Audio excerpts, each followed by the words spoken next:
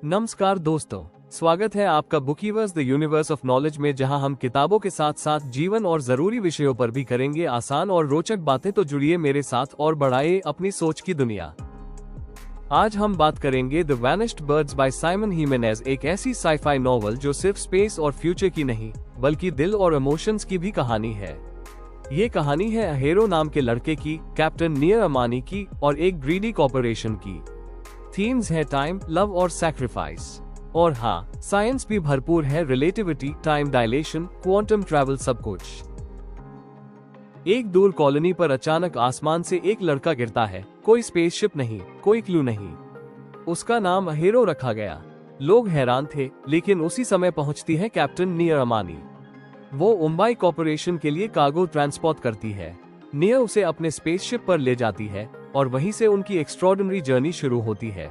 Microscope science note: अगर कोई body space से अचानक एटमॉस्फेयर में गिरे तो फिजिक्स के हिसाब से वो जल जाएगी, लेकिन अहेरो सेफ है, यानी उसके पास कोई ऐसा ट्रैवल मैकेनिज्म है जो हमारी नॉन फिजिक्स से परे है। नियर इंटरस्टेलर फ्रेटर की कैप्टन थी। उसका काम था कॉलोनीज के बीच रेयर गुड्स ट्रांसपोर्ट करना। लेकिन इन जर्नीज की खास बात थी, नियर और उसकी क्रू के लिए ये सिर्फ कुछ साल होते, जबकि कॉलोनीज पर सेंचुरीज गुजर जाती। यानी जब वो लौटती तो प्लैनेट पर जनरेशंस बदल चुकी होती।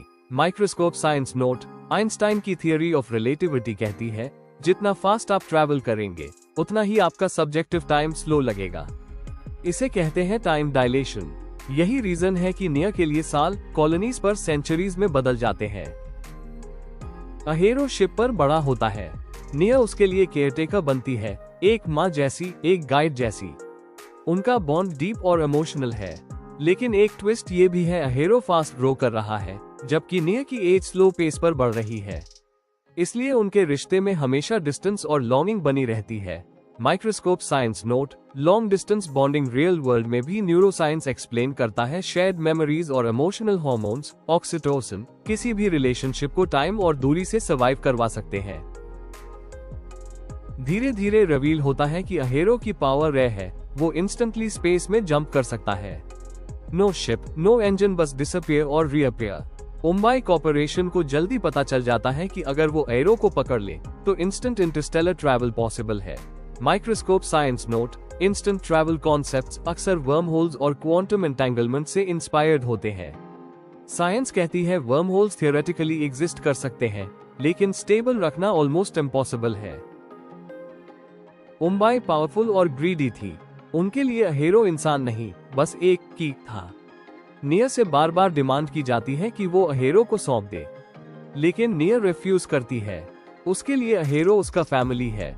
माइक्रोस्कोप साइंस नोट: हिस्ट्री और एथिक्स में भी यही सवाल है, क्या टेक्नोलॉजी का यूज सिर्फ प्रॉफिट के लिए होना चाहिए? आज भी जेनेटिक इंजीनियरिंग और आई पर यही डिबेट्स होती है।